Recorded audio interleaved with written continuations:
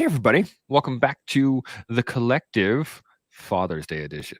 So we have Ooh. 3 fathers here to talk about all kinds of things. I'm not really sure, but I do want to show this off. You started off so well. My son gave me this about 6 years ago now. He's That's got good. a shirt that's the same, except it has Luke Skywalker on it, and it just says "No," and he's wearing that today That's too. awesome. So That's awesome. that's our little shirt thing that we do every Father's Day. I'm very excited to have it. It's pretty It's amazing. good. Now, while I have my own little thing with my son, what everybody else should be doing, creating a little thing by liking, hitting the subscribe button, hitting the notification bell, doing all those good things, because that helps us algorithmically. I can just see Shaun biting down on his lip just a little bit right now. No way. No way. I'm smiling about it. And you know why? Smiling Because about I'm running a counter program against her Counter program. algorithmically. Remember when you used to Mm, use it to like get under my skin? just a And little bit. then I flippity flopped it and I started enjoying it. True. Now I mega enjoy it. Mega Please say it again. algorithmically. It just rolls right off the tongue like silk. It does. It really does. Now, I do want to just give a heads up. It is Men's Mental Health Month. It is June. We are talking about all kinds of different facets of men's mental health, and we are going to be getting into a variety of things today. But I wanted to actually talk about fatherhood, thinking about it, because I think this is something that we don't actually discuss very often, and I think it's important. We all have different outlooks on how we raised our children, how other people raise their children, how et cetera, et cetera, et cetera. And I think it'd be good to hit it up. So, quick couple points on that. A, we are fathers, but none of us are doctors. So, if there's anything that we are talking about that disturbs So a you, doctor did deliver both of my children, so I suppose there's as some well as sort of mine. relationship. Some sort of relationship, sixth degree of separation. That's how we are doctors, right? That's right. I feel I'm doctor qualified in the sense I've got 2 children. 100%, totally. I mean, we've probably done enough surgery and enough things to manage that. But we are not doctors. If anything we do go over somehow bothers you or triggers you, or you start to have an issue, bounce, come back later, or go talk to a doctor first, or go talk to a friend or family member, or any of those things. Regulate, and then join us again. No problems there. We do have a couple comments right off the bat before we get into anything. Satch, good morning. Winterstorm, good morning.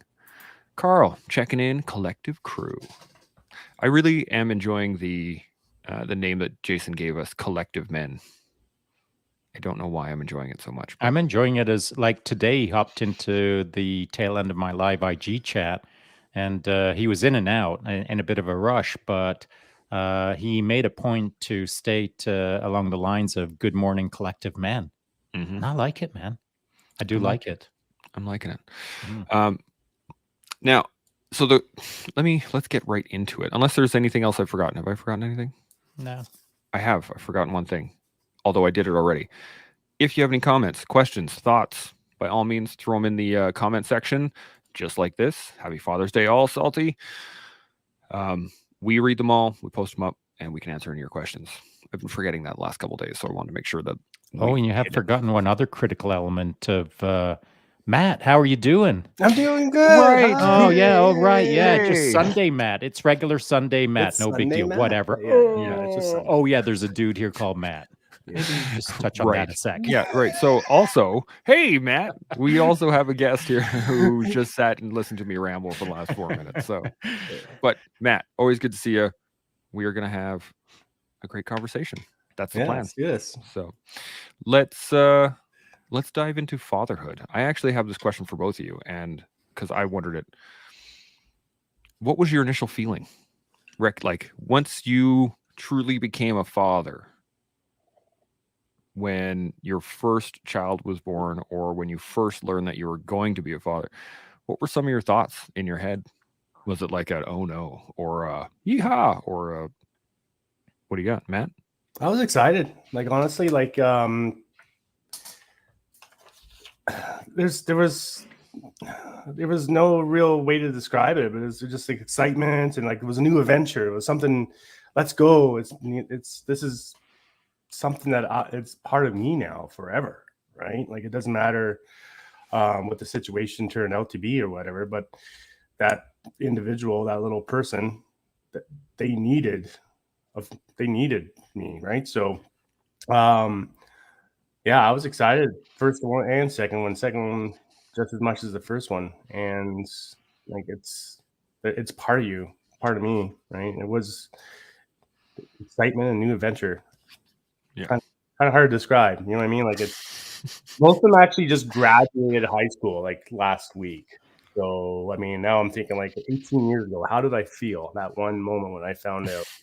Right. So yeah, it's life changing, but for me, it was a grand opening to a new adventure. I like that. Yeah. Shaun? Yeah, for similar to Matt, maybe. So our boys are 18 and 19 years old now. Evan's just finished first year engineering. Keegan's just about to graduate grade 12 and go into rural pre-med program. And so good boys, and couldn't be happier. But, like 19 years ago, 19 and change, actually it would have been 20 years ago with my wife being pregnant with Evan, our firstborn. Like it was all good and I was happy and, excited and all of that good stuff, whatever. Fill in the blank. But I just didn't really connect to the moment, to be honest.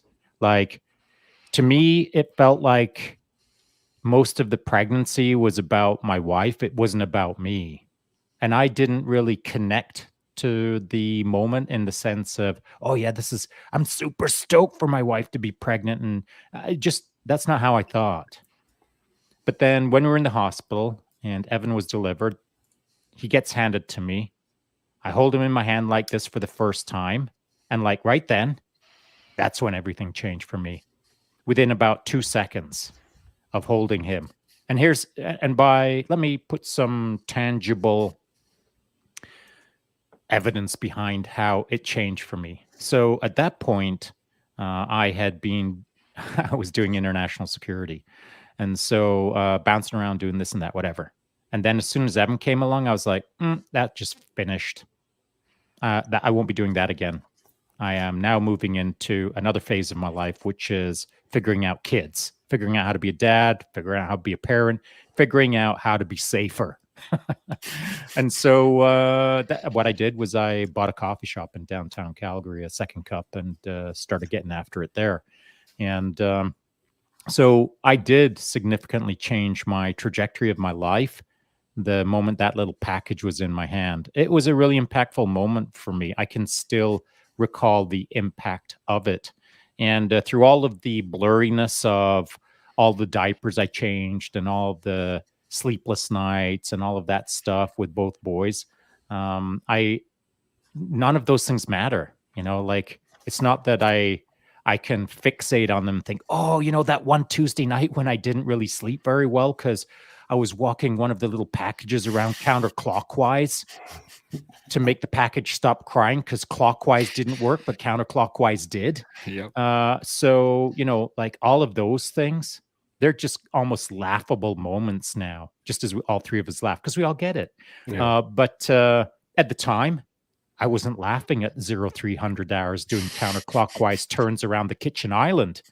And so I don't focus on that stuff anymore. That's just amusing to me now. Mm-hmm. What I can do is still recall the almost 19 and change years ago when I held Evan for the first time. And today, what I have as the end result or the outcome of all of the effort that I put in as a fatherhood figure to, in some small way, shape those two boys so that I'm super proud of them as sons, So fatherhood is a trip for sure. Mhm. And I know that everyone's fatherhood journey is different.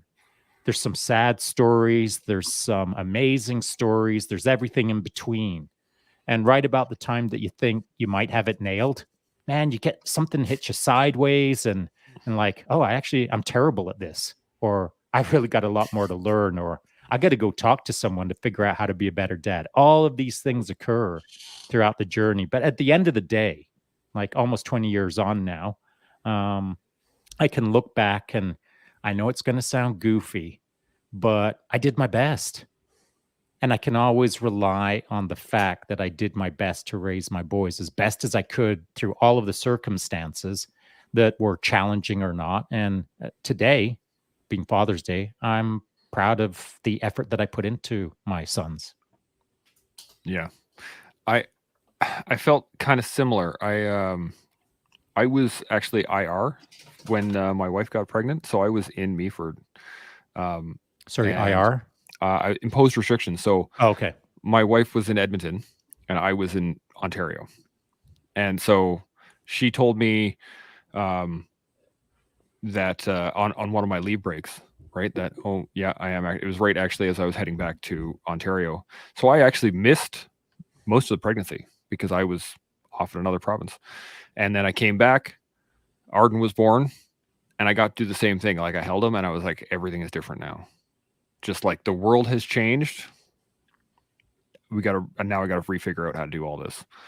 But yeah, it was it's quite the moment. I always wonder if other fathers had those moments of just like, okay, whatever was before this moment is no longer applicable. Now we have to work on a new way to figure out all this stuff. I have talked to dads about this subject, and most men that I talk to have a similar response, but where it differs, where it branches, one goes one way, one goes the other. Let's say I went this way, and I know a number of men who went that way. They hold the package, they get right with the idea, they figure out presto changeo, this is the direction I'm going to go. And then about 4 months later, 8 months later, 23 months later, whatever the case is, they forget that moment. Mm-hmm. They forget the power of it. They forget their responsibility and their role and what they're supposed to be doing that day. The power of the first day has been forgotten 23 months later. And that's where some guys will go that way and start being lazy as a parent, and some guys will stay the course. Now, what does lazy mean? I'm not judging anyone. I'll judge myself. But I'm not judging anyone who's lazy as a dad or lazy as a father. So, whatever that means, lazy. But I do know that I went this way and some guys went that way, and that way was the lazy way, whatever that means. And you can see the end result, not the first year, not the 10th year. 15 years on, 18 years on, you can see the result of not doing your best. And I tried to do my best, but I can think back at times where I didn't even know what best was. So I actually wasn't doing a good job. I thought I was doing my best. I was trying to do my best. I couldn't see best. Mm-hmm. So I do have regrets, of course, as a father. I have made tons of mistakes. When I say I went this way and did my best, it doesn't mean that I nailed it. I just did my best and made a boatload of mistakes. But I was in the game and I stayed in the game. Would be my point. There's a great point in that when you said earlier we were joking around about walking around the island counterclockwise because clockwise doesn't work, and I find that it's those moments where you have to. I think when you say lazy, there's a point where you just kind of say nothing works. And that's the lazy point right there, is where you just kind of give up. Or you figure out that if I bounce them at this particular beat with this particular song, okay, now they fall asleep. And then I have to put them down a certain way for them to stay asleep. And then I have to back away, because if I turn around and show them my back, then they're going to wake up, kind of thing. Like it's that breaking down of those little pieces of how do you get it to work through all of the screaming, through all of the crying. And it's just like but isn't that life? Process. Yeah. I mean, it's our job to figure this stuff out. Yeah. I mean, life is a puzzle, man. There's no one-page handbook. It's our job to figure it out. And if we're figuring it out, once we figured it out, it's our job to stay on the trajectory.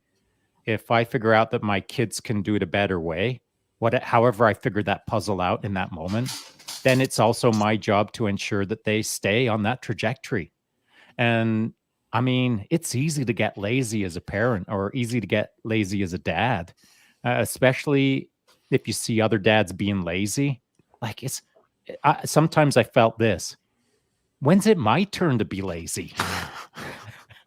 Been there. But I just couldn't do it. I couldn't be lazy about it.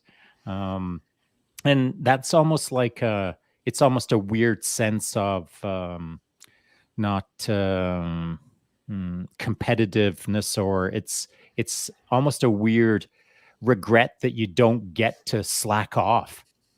Like I started looking at some dads thinking, dude, you're a freaking slacker. Pick up the pace. Sometimes I'd say it, sometimes I wouldn't, but I could see it. And I was getting just a tiny bit resentful of the fact that I was working like a dog, and I'd be seeing other guys and they were just like, I mean, they booked out the moment that the first kid came along, you know what I mean? And I'm not saying that I did it right or they did it right or I did it wrong, they did it wrong. I'm just saying sometimes it's hard to see guys skiving, you know? Yeah, it's great. Got any thoughts on that, Matt? Yeah, a lot actually, but so just kind of like give a quick summary on my side. Like, I divorced my wife and moved away from that side, right? But I never stopped trying to be a father for my girls. There was a lot of conflict between me and the ex, and there was times when she was alienating me from actually being a parent and a father. I really had to take her to court just to have Christmas visits. And I'm with you, Shaun, where, left path, right path, but the lazy path and the hard path, there's also there's also the sideways path too, like perpendicular to your Dude, parallel, listen, right? Yeah. when I was explaining all of that, I was trying to figure out a way to put it across simply No, while I still gotcha. being sensitive enough to understanding that it's such a complex It situation. is. And that's what And my having point gone is. through a divorce myself, I'm on my second marriage. I never had kids in my first marriage, but I know how complicated it can be. And I don't want anyone, to include you, Matt, thinking that there's a really simple binary. You either rock or you suck. No, that's not my point. No. I Yeah. know. That's not what I was getting at. I was getting at, though, that it is that complex, though. Like, yeah, there's left, right, but there's also parallel. There's also backwards. There's counterclockwise, because clockwise doesn't work, Yeah, right? 100%. So it is a very learning, very active thing, and there's so many facets of it too. Like there's some people who've never been for the birth of their children. I was lucky to be with both of them, literally right there, watching everything happen, right? And there's some who've seen them grow up and have their first dates and all that stuff, and I haven't, right? So I mean, there's so many facets to it, but it doesn't mean none of the excluding the lazy guys who just blip off, but being a father, it's active in so many different ways, right? I'm constantly in communication with the kidlets on Discord. Like, we chit chat all the time. We send photos and memes, and always cats for some reason. I don't know, a cat. But there's different ways to be a father and still actually, be good and be there. And now that my kids are like graduated school, they're getting to high school, they're taking a year off before they go to post-secondary. I still see this as like still father. Like, I'm still there, even though they're on their own path and their own journey now, either as a safety blanket or the alternate means or whatever. It doesn't end once the magic 18 happens and they all graduate, right? So yeah, that's my thoughts. I like it. It's interesting too that we have three very different areas of fatherhood as well, right? Like, my kids are still young, so they're still in, like, Kinley's in kindergarten, or he's just about to come out of kindergarten, so they're still little. And you were mentioning, sitting at watching other fathers kind of slack off, for lack of a better term, skiving a little bit, right? And the funny thing is, when they're young, man, does you ever see that as in the kids. Mm-hmm. And you can start going like, I don't like my kids playing with those kids. Oh yeah, for sure. And I don't want my kids playing with those kids especially. And you start to kind of make those correlations. At least I did. I was able to make those, like, that guy is not paying attention to his kids. His kids are completely out of control. Roger. And, like, you could make that connection going. Oh yeah. Not going to do that. I also had I can't say a very negative relationship. I didn't really have a relationship with my father. So there was a lot of lessons that I took from that, as I'm not going to do that. I'm not Me going to do too. that, and I'm not going to do that, right?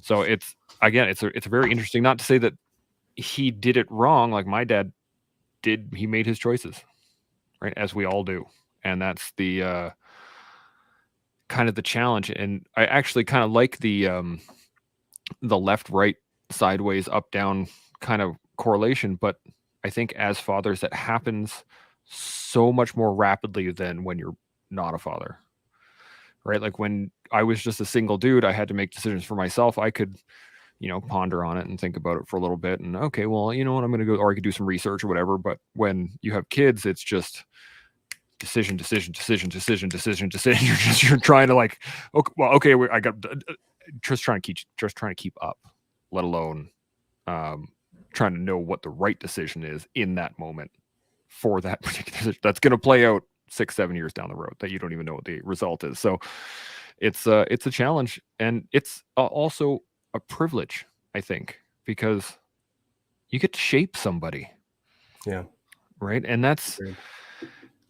it's being a mentor, but so much more. Now I got a couple questions here, but you guys got any thoughts on anything I of hit that the before questions. hit the questions? Okay. Yeah. Winterstorm comes in with the first one. Question for the collective. We know as fathers we can be teachers to our children, but have you found that being a dad has made you a better learner? I found I had to examine why I did things, usually because a little voice would ask why after I said we were doing something in a particular way, etc. What do you guys think? Matt? I'm going to jump on this one, Shaun. What I discovered for myself is that I got too much of an adult, right? And I started thinking like an adult. But when I had children and had to go through the questions of whys and showing how and double time slow, I developed myself my own childlike nature again, where it was discovery, right? Oh, why is that caliper there? Well, let's go find out, right? Well, why do the seasons change? Well, let's go find out, right? And so that curiosity, that funness, that interaction, and not just taking things as an adult, was reinstated in me. And so, yeah, I do learn more differently now, because I'm approaching it more with a childlike nature, right? Not to be confused with childish, which is completely like no, but childlike, having that curiosity, having that excitement, the adventure, they want to have fun and enjoy the stuff, right? Yeah, so I did find as a father that it was very much a learning curve for me to learn how to be childlike again, and then in turn help kids. Yeah. Shaun, what do you think? Yeah, similar, but a bit different in the sense that I tried to view the world through my boy's eyes. And so that allowed me to be a little more childlike myself. And actually, the timing was good because before the boys came along, I was a pretty serious dude. And so when Evan came along and I was trying to, or not like year one, but the moment that he started toddling around and Keegan started toddling around and they were, pointing at daffodils or butterflies or whatever the case is, I'd be seeing the world to some degree through their eyes so that I could process their world for them and help them learn in the moment. So that was cool. I did like that. But to the question of Winterstorm, when being a dad has made me a better learner, sure. But being a dad has made my children better learners, and I'll explain why. So when they would ask me why do butterflies fly, or why do daffodils grow, or whatever the case is, my job, I felt, to raise them to some degree was to teach them constructive thought or critical thought or analyzing the world around them without me giving them the specific answer. So the question would be, why does a butterfly fly, Dad? My response was, why do you think it flies? And so not only did I get an insight into my sons, but I got to teach them how to critically think, how to observe the world around them without expecting an easy answer, so that they would have to chew on some of these subjects themselves right from an early age. And I continued that process. I say process, that subroutine of, well, why do you think? Throughout their entire lives. To this day, when I'm asked these questions, I still respond to some degree the same way. I like that. I actually just started that with my boys a little while ago. I think it was on your guidance that I start asking them the questions when they ask me a question. Mhm. I found initially though when Arden was little, what it forced me to do, not so much become a better learner, but it made me simplify my explanations. Yeah, right. So I was able to figure out easier ways in which to describe something than it was, or to simplify the actual answer, which I had trouble doing. I was Dude, thinking, at my Dude, level. you should have been doing that right from the start of the podcast. Can you imagine how much simpler it would have been? Oh my goodness, it would have been so Oh much my simpler. goodness, so simpler. We would not have had the green room chats that we have had sometimes for sure. Now, Satch has a really good question here. He says, I may be off base here, but did you guys always want to have kids? For me, I always did, ever since I was actually little. But what about you guys, Matt or Sean? What do you think, Matt? I'll go. Okay. Okay, Sean, Matt. I'm Go gonna ahead, give Matt. Okay, I'm up to over this. No, honestly, I growing up, I really thought that I would be alone and die young, and not really have an opportunity to have children. But as soon as that actually did happen, as soon as the first one was conceived, I guess, it was totally different, and it was just like I got to go hard, I got to go long, and keep it up. Make sure I'm there for them when they need me. So no, it wasn't really in the cards to begin with, but when it was the whole game. Sean? Yeah, I never wanted kids, and I still don't want them. Why do I have kids? They haven't left yet. Jeez. I never ever wanted them. Didn't want kids at all. In fact, my Evan came along just as I was turning 40 years old, and my wife, Doreen, wanted kids, and I was like, nah, I don't know, not really. But it's not that we came to an agreement or anything weird like that. And it's not that she wore me down or anything weird like that. My initial stance, and had been for 4 decades, I guess, is no kids. But man, oh man, like what you don't know is what you don't know.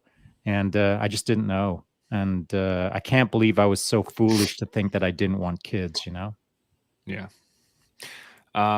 It's an interesting thought process because, like I said, for me, I always wanted kids. Since I was a teenager, I was like, I looked forward to being a dad. So I was quite Why excited is when it that? happened. Why? What do you think? I haven't really dove into it, but initially, on my initial thoughts of it was I wanted to prove that I could do it better. Mhm. And so I think that there was this kind of a latent resentment that I wanted to, like, I can do it better than that. And then, Teach everyone. I'll show exactly. you. I'll I'm show going to have you. kids. I'll show you guys how to do it better. And because it was at a very, I think I was 14 or 15 maybe, where I was like, when I really wanted to have my dad around and he wasn't, that was where it was kind of like, I'm gonna have kids and I'm gonna do it right. And then kind of developed from there. And then by the time I was in my 20s, it was just like it had gotten layered over with so many things that it was just, I want kids, without the actual depth of thought to go into it. You know what I mean? Satch continues here. He says, I never saw value in having children for most of my life. Bring children to this world? Nope. I see things way differently now, but I thought it would throw it out for you guys. I think it's a great thought process, because it's always good to really dive into it. He carries in, when my daughter was born, it took me a few years to sort out my own issues before I was able to step into being the father I hope I am. Which, totally understandable. Like, kids are a whole other person. And if you don't have yourself sorted out, it just adds to the difficulty, in my mind. True.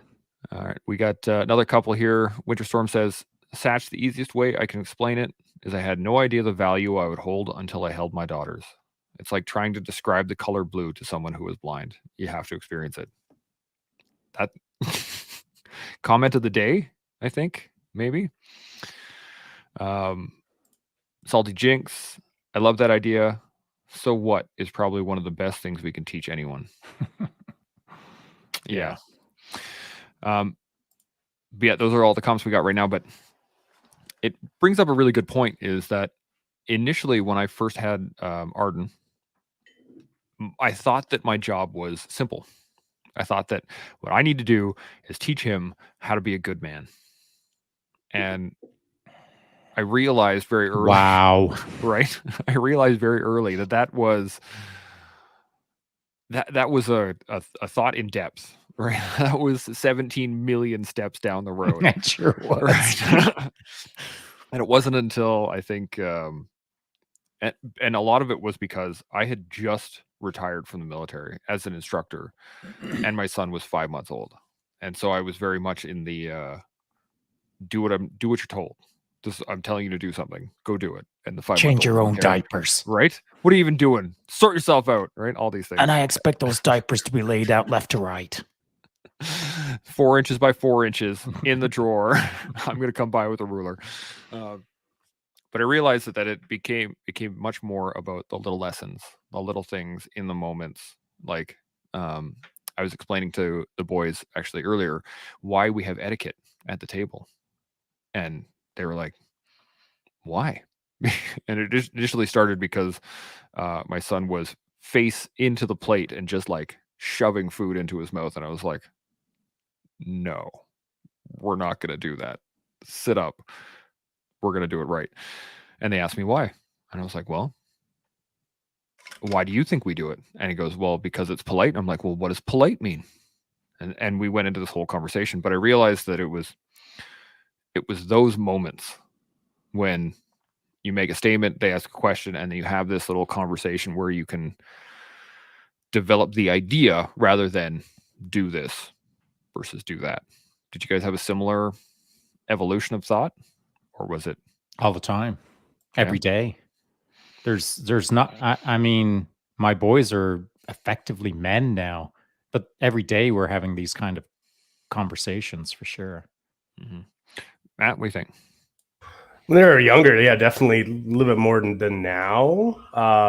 Just because they're going their own paths too, and there's less questions about whys and whats, right? But definitely when I was younger, yeah, that was the way it had to go, is like why, and then go from there and explain it. I think of expectations too, for a lot of things. Like I remember an incident. My oldest was actually on a trike, flipped it, scraped her knee, looked at me. I laughed and was like, that was awesome. That looked cool. Like, right to go, right on. She was happy. And then the mother came and started, oh no, fussing. And then her instant response was to, you had to switch to the bad side. So I think like it's a lot about teach. But now, I mean, they'll jump off cliffs now. So I mean, I think I taught them good something. But yeah, kind of just rambling on that one. But yeah, it's kind of like, it's the little things, the little whys, the little whats, those little tiny pieces together that makes the whole puzzle at the end of the day. I like that. I was thinking about connection with kids. So, Chance, you'd said that you were kind of remote to some degree, in your children's birth and sort of evolution. You were there for a bit, and then you were gone for a bit, and etc. And so, with that process, how you connect to your kids is important, of course, within the first year, the second year, the third year, every year. But those initial connections start forming bonds or patterns, and I can tell you this, that when our boys were born, I was, busy running my coffee shop, and my hours are insane. I'd be doing like 16-hour days at work, and then I'd get home, and then I'd be changing diapers right away and walking boys around kitchen islands counterclockwise, etc. And so the first few years are pretty tough, man, because you know how it is. Pick up the pace. Mm-hmm. I'm going to get after it. I'm going to change all the diapers. I'm going to do all the things. And after 1 million diapers, I felt that I was reasonably well connected with my children. And that is an important part of the fatherhood piece. At what point you get involved with your kids and how deeply you get involved with your kids. And that starts forming the bonds from an early age. Now, I've said that. I'll throw that right out the window and then look at the other aspect, and that is, what if the child is born, and then you're now immediately into a separation and divorce, and you don't have all of those opportunities to change all of those diapers, which, by the way, is not too bad if you get to duck all of those diaper changes. But if you don't get to do all of that stuff, then how do you connect to your children? And I'm not saying it's impossible to connect to them. That is absolutely the opposite of what I'm saying. I'm questioning, if you're not there on the daily, every single day, right in the mix of all of the diapers, then how are you connecting to your kids as a dad in that first year, second year, third year kind of thing? It's a tough question because was actually an interesting difference for me, was the fact that for Arden, I wasn't there for the first little chunk, but for Kinley, I was there every day. And so I have a very good look at both sides of it. Right. And there was the connection with Arden I had to make through fun. That was basically it. So I had to find things that he enjoyed that we could do together. So that initial stage when he was 5 months old and I hadn't seen him since he was a newborn, he didn't know me. So I was kind of like a new person. So I had to engage him with fun stuff. I had to play with him. I had to I'd get him to laugh. I had to get him to engage because I didn't have that intimate relationship with him. Connection, yeah. Yeah. And then whereas with Kinley, because I was there every day, I was changing his diapers and getting his stuff ready and doing all those things daily. So I didn't the initial connection was just there, and it was reinforced every day. But it was something that I had to work on with Arden. I actually had to You see the put effort in. difference? Yeah, absolutely. And do you see the sort of the outcomes shaping out differently now, like years on? You see the differences? Oh yes. So And how would you describe that? so with my oldest, Arden, him and I have a much more analytical connection than we do a physical connection. Right. So we're able to sit and discuss things, and we're able to talk about stuff, and we're able to dissect things mentally or through conversation. Whereas with Kinley, my youngest, he just needs a hug. Right. Like, so there's that physical connection that I had from actually being there versus not. And I mean, yeah, my sons and I both do jujitsu, so we all wrestle and we all do that. There's a physical side to it. But when it comes to struggles or stress, especially, Kinley needs a hug. Arden has to talk about it. Check. And that's the big separation. It's quite interesting because of the relationship difference, and I think it really stems just from the fact that with Arden, I was going through all the changes. Right, leaving the military, maximum. My identity was thrown out the window. All of a sudden, I was a dad. Now I have all this stress with being diagnosed with post-traumatic stress. I'm trying to fix myself. It was everything. Plus, considering what you were going to say on the Chance Burl show many years later, bro. My ego was much bigger back then. Let me tell you. I bet it was. So that's part of it. But again, part of it. It's that drive to do, like you said, I'm going to do it the best I can right now, and we'll see how the chips lay. And at that point, I'll do my best to figure it out at that time too. There's little things that I've been able to plant over the years, but again, they're both young still. So there's a lot of stuff hasn't quite played out, or is playing out, or is just starting, or et cetera, et cetera, et cetera. So there's quite a bit there. I could probably talk all day on it, but at their age right now, you could triple, quadruple them easily. You you can just mega those boys at that age.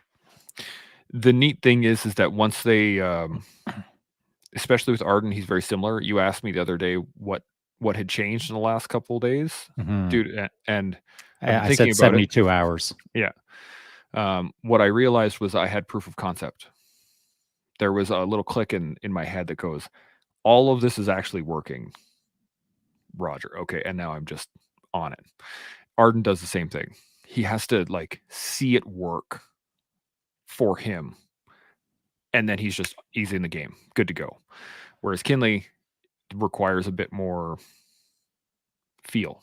He's got to feel it in the right spot at the right time, and then he just kind of flows into it, and then he's groovy. So Matt, what Chance was talking about there, I'd hit Chance up with a, hey man, have you changed something in the last 72 hours? Have you inserted a new protocol or variable or some such thing? Are you getting better sleep? Are you hydrating better? Are you eating more or less? Or is there something that you've inserted into your pattern that is creating an outcome that I'm seeing? And that's, bro, you're on freaking fire right now. The last 3 days have been killer. It's like Chance Burles 3.0. I mean, straight up. It's the Chance Burles show. Come on now. It is the Chance Burles show, so you do have to pick up the pace. That's true. So the idea that I was having at the time was, it's something. And Chance may not see what that something is, but I'm going to make him think about what that something is by challenging him with the righteous question. And so he was stewing on it, and here it is. Here's the answer. And maybe, unless I'm mishearing you, it's as simple as this. You believe in the process of success that you're engaging in right now. Is that it? Accurate. Yep. Incredible. How nice is that? It's pretty sweet. It's so sweet. Yeah. And screw Chance Burles. How about those boys? Like, they're going to be mega. Because what you are now seeing the results of all of your hard work and the routines that you put in place, and now patternizing them into successful outcomes. Now that you've just barely learned how to do that well, now you get to play with it with your boys. You get to refine it for yourself, to refine it for them. And by the way, that's a double down effect. Once you start trying to not explain, but guide them through the process that you're kind of going through yourself, man, it's, you know how it is. You get on the BJJ mats, you're trying to teach an armbar. You're learning it more yourself than you are teaching it. And so your job with your boys is to teach them what you're learning yourself in order to reinforce it within yourself, but in order to set them up for success. 100%. It's one of the benefits of actually being a dad. Like, you get to learn. You think it's all about like teaching, but you basically learning how to do everything all over again. Couple comments here. Any other thoughts before we jump in? Yeah, I suppose just the add-on is that, you're supposed to be learning it for you to get better. You're supposed to be learning it for your boys to make them better. But the third piece, as far as I'm concerned, is you're supposed to be teaching the interwebs how to do it better. Like, there's no way we're going to break out of this intergenerational funk of screwing things up until we start proliferating on a viral basis how to just do life better, man. Like, I had none of this info. None. Dude, I'd go into chapters and look at the parenting section and think, what on earth? There's no book here that is worth the paper that it's printed on, because it was all garbage as far as I was concerned. I didn't learn a freaking thing, except what I did learn is how to get annoyed by reading stupidity from people who totally were running a wrong program as far as I was concerned. But guess what? Maybe their program was right and mine was totally wrong. But the fact remains that I was looking at books written by people that I knew nothing about. Anyone can write a book from their parents' basement in their mismatched socks with their hand in a bag of Miss Vickies and not have done a freaking thing in their life. You know what I'm saying? And now they're handing out information or advice or opinions or how to do things well as a parent. And they don't even have their own freaking kids. Yeah. And they're misspelling chapter 1. And so I was picking up books thinking, who on earth is this guy or girl that I'm about to read? And what have they done in their life? Like, what? Now, the difference between that book, and maybe they've done all the things, and maybe they're so super mega that I'm a chump. But I didn't know them and they didn't know me. The difference between a book and this conversation is there's people out there that know us. And they can look at us as real people, not a ghostwriter spewing out nonsense to try to make another buck on their book. We're just dudes talking about things, parenting, fatherhood, with no skin in the game other than just our own personal experiences, just trying to be helpful. If someone hears me say something as Shaun, they know that I'm real, not a ghostwriter in a basement. You know what I mean? So I find these sort of conversations to be way more helpful than the chapters section on parenting. I agree 100%. I found that I think I've read maybe 2 or 3 actual parenting books, and a lot of them are. I could, you can almost sum them up. It's just like, try things and you'll see what happens. Yeah. I wish I'd have only read 2. I went double digits until I man. just lost the plot. Yeah. I could see where you would do that. I could see that. It was frustrating for sure. So we got a couple comments here. Winterstorm hits Satch back from earlier. He says, "You took the hardest step, Satch, and that will pay off for you and your daughter. Respect." And I think that is 100% key. The hardest step is sorting yourself out for them. Not only for them, but for yourself, but for them. Like, it is, that is the right step. It is the does hardest pay step. off. It does pay off, but not just for Satch and not just for his daughter, but every time Satch makes a social commentary on how much fun he had hanging out with his daughter, or every time he makes some sort of positive input into the world in respect to parenting, being a father, engaging with his children, etc. All of those things are really good messages, man. I mean, so yeah, it pays off to raise a child, but it pays off to demonstrate raising a child in the world to the entire world. The world needs to see those kind of things for sure. 100%. Where we go? Okay, here we go. Salty Jinx. I separated from the ex when he was around 5, and I found that having FaceTime and visits despite long distance helped. Now we talk almost every day and play online twice a week. Nice. Which, this is the benefit of having this communication style, Agreed. right? Like, I mean, yeah, it's just fantastic. Yeah, read a book or go into a Zoom chat. I'd rather Zoom chat, you know what I mean? Yeah. 100%. Yeah. He says, "It's as much work despite the distance, but we actually get to talk about stuff and I can invest in his interests and share and learn." That's it, exactly. When we're together, it's country boy time, shooting, fishing, rucking, and fires when we spend that time together, which is an outstanding way to spend with your kids. At least in my mind. I'm a country As long boy, as your so kids are into it, that's a very good point. you know? Yeah. But I think Look at your 2 boys. I bet one of them is into country and I bet one of them isn't so much into country. neither of them are into the country, and but both of them love boots. So Boots? they are country boot, like Boots. cowboy boots. They both love their boots. They love wearing them. But at the same time, I took them down for the branding this year. This was their first time at the branding, and they had a blast. Actually, Kinley spent a good 2 hours playing with cow poo. So that's good. So you're not raising a couple of urban rhinestone cowboys then. No. Well, Arden, although he was just like, ew, no. But Kinley was right in it. He was actually, he had a stick. He was painting it on stuff. It was quite the. So that's good that we're there, because the point being, the reason I raised that is, not your boys might not be into the country, or they might be, or one of them might be into it and the other one isn't. And so then what? Now what? You spend all your time in the country? You spend all the time in the city. Do they get to wear rhinestone outfits or they don't? You know what I'm saying? Like, these are all decisions that if they were identical and it was easy peasy lemon squeezy, there's only one trajectory and yay, I win. That is not parenting. It's quite complex. And so the things that you've got to be thinking about as a newish dad, we'll call it, is how do I get them either aligned, or am I going to make myself crazy, complicating my life by, well, now one's a cowboy and now one's an opera singer? Where am I supposed to go with that? It's for you in these early years to, like, not just let them shape themselves any way they want. You've really kind of got to shape it for them so that not only are their lives easier, but your life is easier, so that you can be a better dad. Yeah.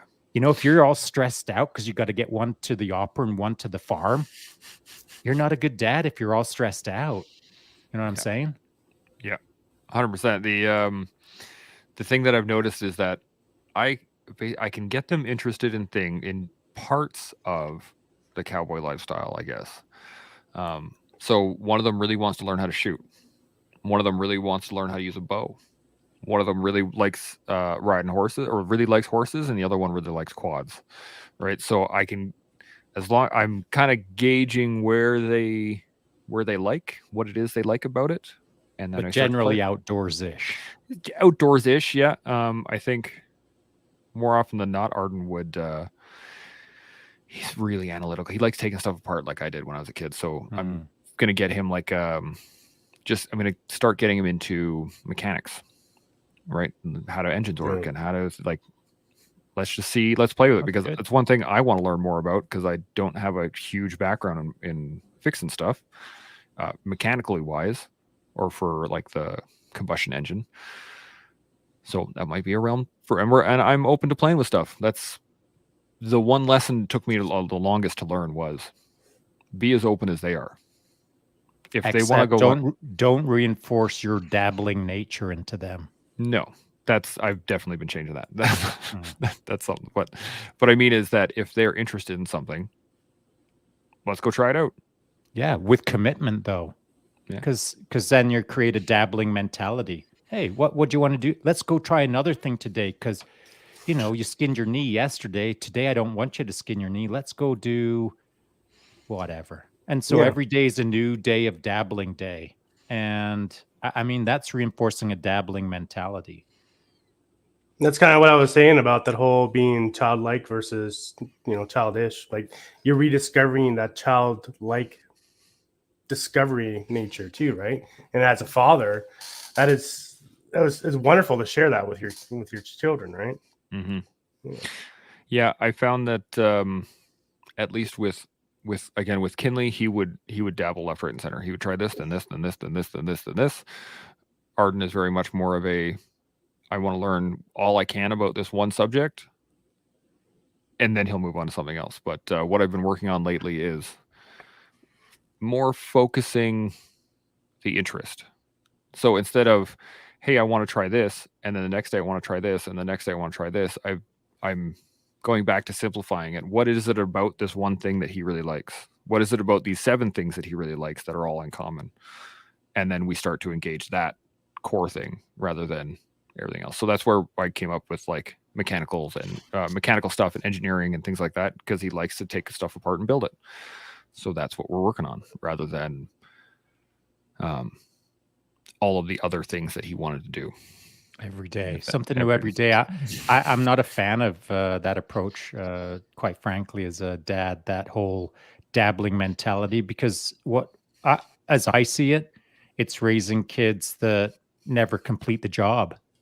They sweep half of the yard, but not the other half of the yard. I'm excited about sweeping the yard until I got bored. Now I'm not finishing off the yard. Finish the yard. Yeah, I don't do that. I know, for sure. That's not what I'm suggesting. I'm using as an analogy to state that if someone's a dabbler and they are getting reinforced dabbling, as a 30-year-old man now, your boys might just dabble every day, and they never finish their work. They never finish the and so now you've got a car that's got 4 flat tires in the driveway, etc. You know what I mean? Yeah. And so dabbling is cool, but within the dabbling, you've got to be able to pass on the message that you finish the job that you chose.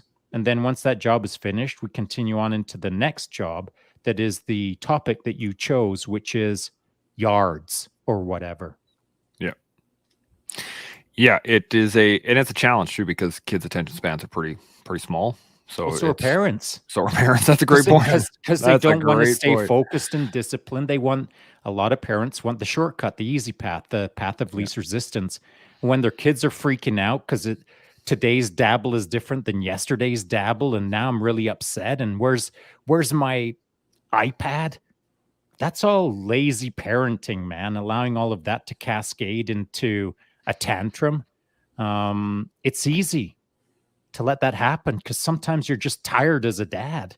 Yeah. But that's where you've got to like double down and hold the line. Kind of like you've got chariots next to you holding the line. No, I won't be outwitted by a 7-year-old, is what I think,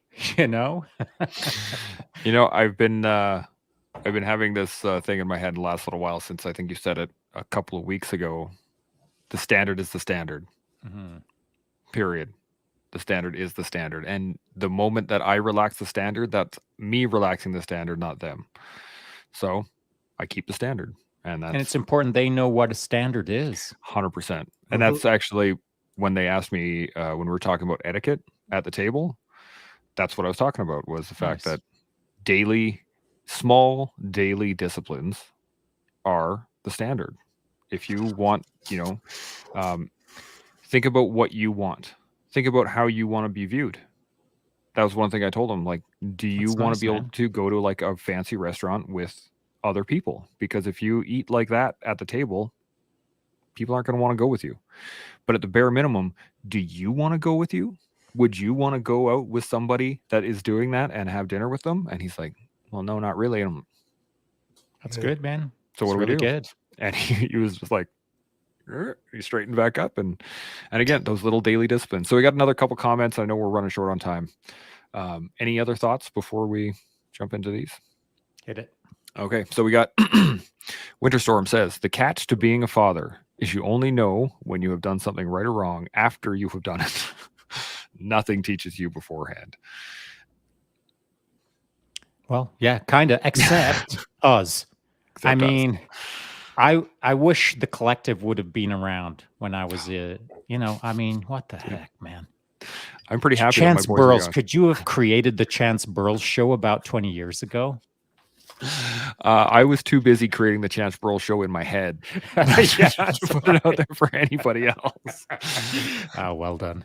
But you're absolutely right. If only, how many times have we heard this and said this, is that if only we knew now if only we were able to know then what we know now, things could change. But who knows if we would actually have been able to apply the lessons back then that we know now. Yeah. So that's the tough part. I do love that, though. It is a catch to being a father. You'll do something and you will not know whether it is a good or a bad thing until down the road. Right. And then it's our job to apply a growth mindset, not a fixed mindset. 100%, because you can always do it better and you can always adjust on the fly as you go. Salty Jinx says, mine is already asking for his first Precision 22 and glass to learn with. So, well, that's good. How old? Yeah. Salty, tell us how old is he? Or, yeah, I think it's a little boy. Anyway, when he responds, I'll put it up there. Winterstorm says, Chance, I bet your boys love their cowboy boots because it's a connection to you. And I totally agree. I wear cowboy boots all the time. Matt can attest to that. I don't think he's seen me outside of like boots. Even when you're hiking around on the highway? Those know I wear combat boots for that. But okay. If I'm not doing anything specific, I'll be in my cowboy boots. That's always so not all the time then. Okay. Thanks. Most of the time. Let me rephrase. Pedantically, I will adjust your language one of these days.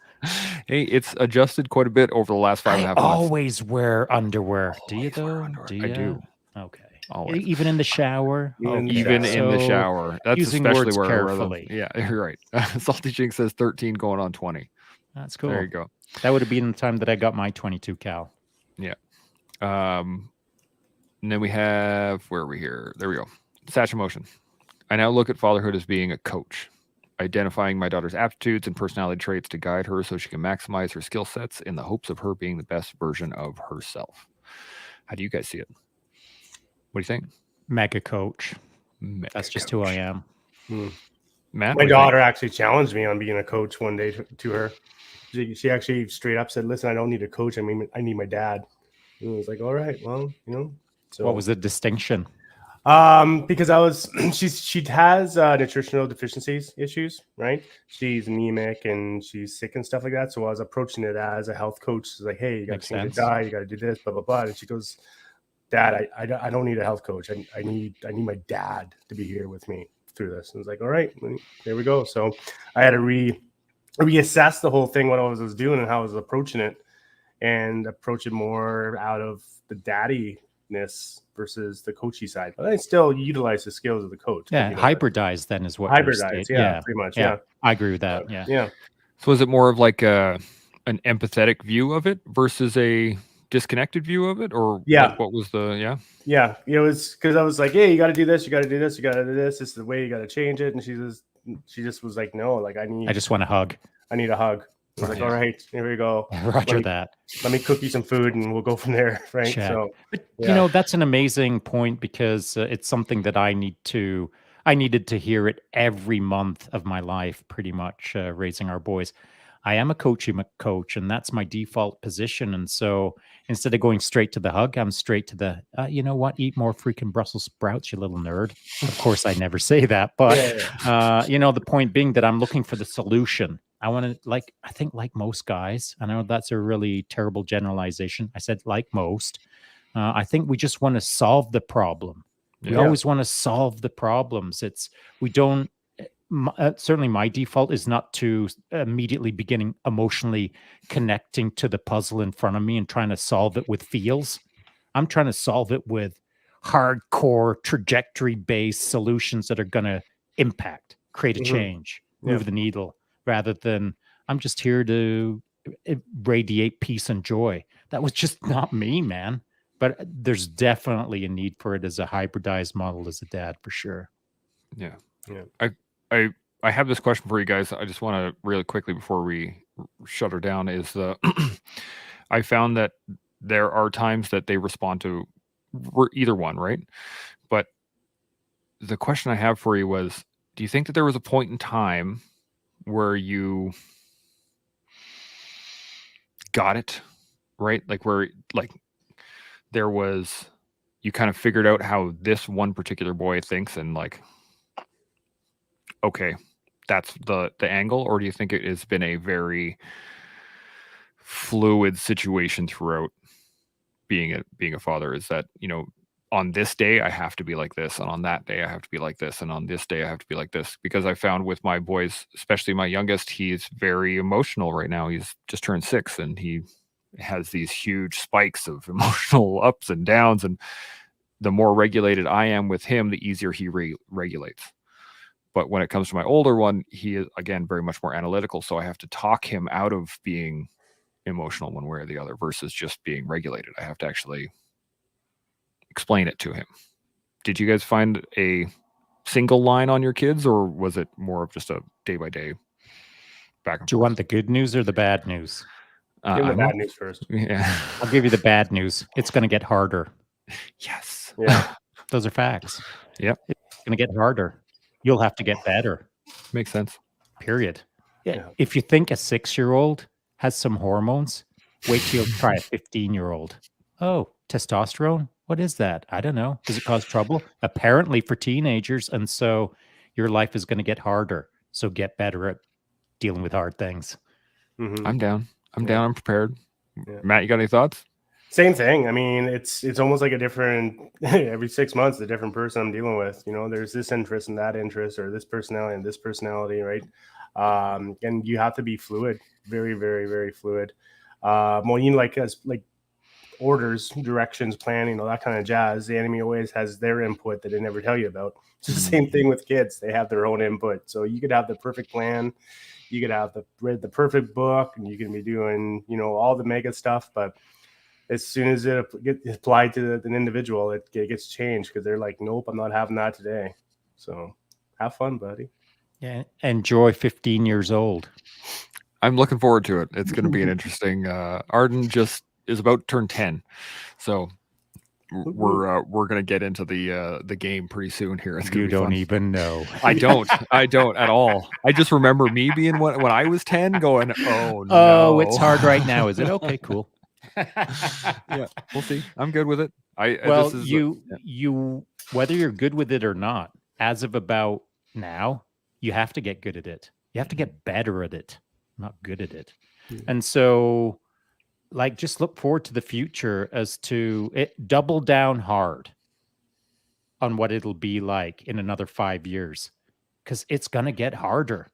And so now's the time to do your best, but to lay the foundation, to let those boys get better at being better. You can hold their hand all day long, but eventually you got to let go of their hand and teach them how to critically think and manage their emotions and want to win, want to crush, want to teach them how to win, teach them how to lose, teach them how to operate in the middle between the two, and push the pace because on yourself, not on them. Push the pace on yourself because, man, you've heard me say it before. We pay now or we pay later, but we always pay. Yep. I paid at the front end. Now I'm coasting, and it's freaking awesome. So pay now or pay later. You're going to pay. I like it. That pretty much sums up fatherhood as a whole. I think right there is we could probably just drop the mic, kill the podcast right there. Before we finish off, any final thoughts? Anything on fatherhood? Anything we've gone over so far today, Matt? No, I think we're good. I gotta go phone my dad now. So good play. Good call, Shaun. Yeah, I don't want anyone out there to think that fatherhood is so difficult that we all just want a pat on the back. But I know there's a lot of pat on the backs being handed around right now on the internet about how it's Father's Day. And I'm going to give a little pat on the back as well, a little nod to all the dads out there. But the section of dads that are crushing it, that are leading the way, that are teaching the next generation to be a better generation, that's where my nod goes to. I'm not going to dismiss all the other dads. I'm not. But my nod today goes to all the dads who are trying to be the best dad that they can be. That's awesome. And I also don't want those people watching to think that being a dad is all hard times, all lessons, all trying to teach, it's not all of that. There's a lot of really great moments. And then there's a lot of really beautiful times. It is a privilege. It is an honorable thing to do, but it's also a massive responsibility, and you have to treat it as such. So as we learn how to be better fathers, as we build each other to be better fathers, we can all grow to be better men, better fathers, better dads, just better. And you can do that with us here every day on The Collective. See y'all tomorrow. See you.